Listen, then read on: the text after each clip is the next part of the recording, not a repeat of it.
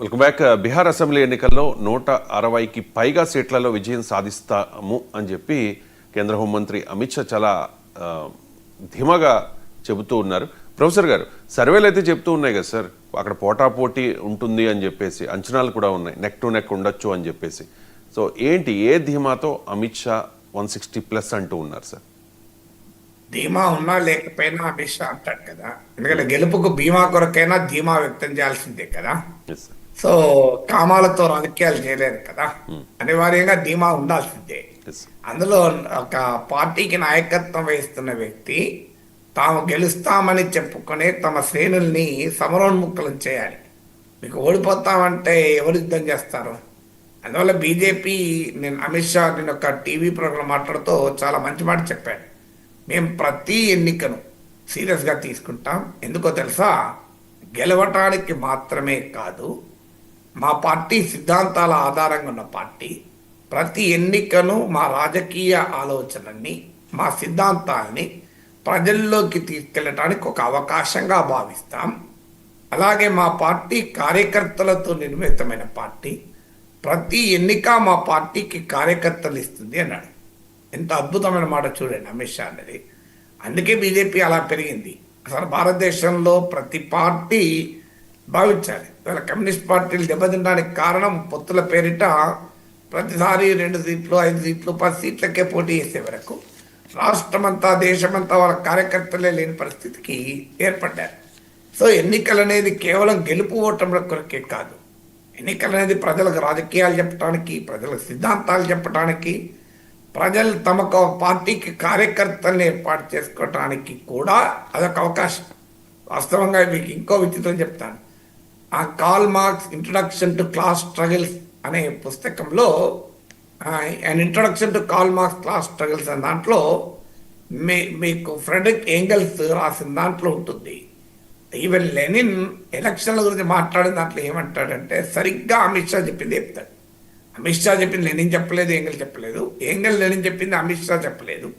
కానీ వాళ్ళు కూడా అదే అంటారు. ఎన్నికల్లో కమ్యూనిస్టులు ఎందుకు పోటీ చేయాలంటే గెలవడం కొరకే కాదు, తమ రాజకీయాల్ని, తమ సిద్ధాంతాలని, ఇతర పార్టీల సిద్ధాంతాలకు తమకున్న తేడాను ప్రజలకు వివరించడానికి ఎన్నికలు ఒక ఆయుధం అని చెప్తారు. సో అందువల్ల అమిత్ షా సరిగ్గా అదే మాట చెప్తున్నాడు. మీకు విచిత్రం ఏంటంటే, అంటే ఎవరైనా ideology based parties look elections differently. మిగతా ఐడియాలజీకి సంబంధం లేని పార్టీలకే సీట్లు, అధికారము ఇదే కనుక. అందువల్ల బీజేపీ బీహార్లో అయినా ఎక్కడైనా ఏ ఎన్నికైనా సీరియస్గా తీసుకుంటుంది. అందులో బీహార్లో 160 సీట్స్ వస్తాయి అని చెప్తున్నారు. రావని నేను ఎందుకు చెప్పాలి? ఎందుకంటే బీహార్లో చాలా నారో కంటెస్ట్. లాస్ట్ టైం కూడా 12,000 ఓట్సే మొత్తం డిఫరెన్స్. అందువల్ల ఓటింగ్ సరళికి, సీట్ల సరళికి కూడా తేడా ఉంటుంది బీహార్లో. అందువల్ల ఓట్లలో కాస్తంత తేడా ఉన్న, సీట్లలో భారీ తేడా ఉండే అవకాశం కూడా ఉన్న రాష్ట్రం ఇది. అండ్ 2 వైపులా ఒక బిగ్ సోషల్ కాంబినేషన్లు పోటీ చేస్తున్నారు. రాష్ట్రం చాలా అన్ప్రెడిక్టబుల్గా ఉంది. ఎందుకంటే 2 కూటముల వైపు ప్లస్ ఫ్యాక్టర్స్ ఉన్నాయి, నెగిటివ్ ఫ్యాక్టర్స్ ఉన్నాయి. అన్నిటికీ మించి అంతు చిక్కని ప్రశాంత్ కిషోర్ ఫ్యాక్టర్ ఉంది. సో అనేక మీ గతంలో కూడా మాట్లాడాను, బీహార్ ఎన్నికలు ఎందుకు అంచనాలకు అందడం లేదు అని. సో అందువల్ల ఇప్పటి వరకు సర్వేలు అయితే మీరు అన్నట్లు 1% కన్నా 2 కూటముల మధ్య తేడా లేదు అని సర్వేలు చెప్తున్నాయి. 1% is a very big difference కూడా బీహార్ లాంటి స్టేట్లో. అందువల్ల ఇప్పటి వరకు సర్వేలు చెప్తున్నాయంటే Bihar can slip in anyway, అంటే ఎటువైపు అయినా మారవచ్చు రిజల్ట్. ఎన్డీఏ కాస్త ఆధిక్యత ఉన్నట్టు కనిపిస్తున్నా దేర్ ఆర్ సెవరల్ ఇంపాండరబుల్స్, అనేక అర్థం కాని అంశాలు ఉన్నాయి. అందువల్ల ఇది ఎటువైపు అయినా ఉండవచ్చు అని అంటున్నారు. అందువల్ల తమ వైపు ఉంటుందని బీజేపీ నాయకుడు చెప్పక తప్పదు. కానీ మనకు తెలుసు 2 అనుభవాలు ఉన్నాయి. 2024లో ఏమన్నారు? ఈసారి 400 సీట్లు వస్తాయన్నారు. బీజేపీ కాన్ఫిడెంట్గా చెప్పే వరకు పోల్స్టర్స్, ఏ ఎగ్జిట్ పోల్ నిర్వహించే వాళ్ళందరూ తమ డేటాను మరి డాక్టరింగ్ చేశారో తెలియదు, బీజేపీకి అనుకూలంగా తమ డేటాను సవరించుకున్నారో తెలియదు, లేదా భయపడి తమ డేటాను తామే నమ్మక బీజేపీకి 400 సీట్లు వస్తాయని చెప్పడం మొదలుపెట్టారు. ఇప్పుడు నేషనల్ మీడియాలో వచ్చే పెద్ద పెద్ద పండితులు ఉంటారు, వాళ్ళ పేర్లు ఆ ఎగ్జిట్ పోల్స్ పండితులు వాళ్ళందరూ కూడా బీజేపీకి 400 సీట్లు వస్తాయి అన్నారు. ఆఖరికి అమెరికన్ పొలిటికల్ సైంటిస్టులు కూడా 300 ఎబో వస్తాయన్నారు. ఒక యోగేంద్ర యాదవ్ మాత్రమే అరౌండ్ 240 మించి రావు అన్నాడు. అన్నట్టే 240 వచ్చాయి. సో మీకు ఎందుకు ఈ మాట చెప్తున్నట్టే ఎన్నికల్ని అందులో ఇంత క్లోజ్ కంటెస్ట్ ఉన్న ఎలక్షన్ ఎవరు ఊహించలేదు.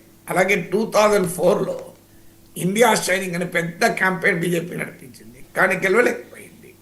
అందువల్ల ఎలక్షన్ అనేది ఎవరము ప్రిడిక్ట్ చేయలేము. అయితే ఎందుకు ఈ కారణం చెప్తారంటే, ఒకటి తమ కార్యకర్తలకి తమ శ్రేణులకి ఉత్సాహాన్ని ఇవ్వడం మొదటి లక్ష్యం. రెండవది మీడియా అటెన్షన్ గ్రాప్ చేయడం. ఇప్పుడు 160 సీట్లు వస్తాయి కనుక మనం ఇంతగా చర్చించుకున్నాం. ఒకవేళ అమిత్ షా మేము గెలుస్తామో లేదో అన్నారనుకోండి, అప్పుడు కూడా మీడియా అటెన్షన్ వచ్చేది, కానీ నెగిటివ్ అటెన్షన్ వచ్చేది. మీడియాలో పాజిటివ్ అటెన్షన్ తెచ్చుకోవడం రెండో లక్ష్యం. మూడవది, మన దేశంలో ఒక ట్రెండ్ ఉంటుంది, సింగ్ ఓటర్ ఉంటాడు. అంటే నా ఓటు మురిగి వేస్ట్ కాకూడదు, నా ఓటు ఉపయోగపడాలి, అందువల్ల గెలిచే అభ్యర్థికి ఓటు వేస్తామనే సైకాలజీ కూడా ఇండియాలో ఉంది. ఆ సైకాలజీ ఉంది కనుక బీజేపీ గెలుస్తుంది అన్న భావన కలిగితే బీజేపీ అనుకూల ఓటు ఎటైనా పక్కకు జరగకుండా నిలిచిపోతాడు. అంటే అసంతృప్తితో ఉన్నవాడు కూడా మన పార్టీ గెలుస్తుందట అని చెప్పి ఇటువైపు కన్సాలిడేట్ అవుతాడు. అలాగే మధ్యలో ఉండే ఓటర్ ఉంటాడు, స్వింగ్ ఓటర్. ఆ స్వింగ్ ఓటర్ కూడా టర్న్ అయ్యే అవకాశం ఉంటుంది. అంటే ఫెన్స్ ఓటింగ్ అంటారు దీన్ని. సో అదొక కారణం. నాలుగవది, ప్రత్యర్థుల్లో భయాందోళన క్రియేట్ చేయడం. అంటే అదొక మైండ్ గేమ్ అంటారే, అదొక సైకలాజికల్ వార్. ఎలక్షన్స్లో పొలిటికల్ వారు వాడు అని మొదలుపెట్టి చెప్తాడు. ఎందుకు కారణం అదే. అంటే ఒక్కసారిగా ప్రత్యర్థి శిబిరాన్ని భయకంపితం చేయడం, అది కూడా ఒక లక్ష్యంగా ఉంటుంది. అందువల్ల అదొక రాజకీయ వ్యూహంలో భాగంగా అమిత్ షా చెప్తాడు.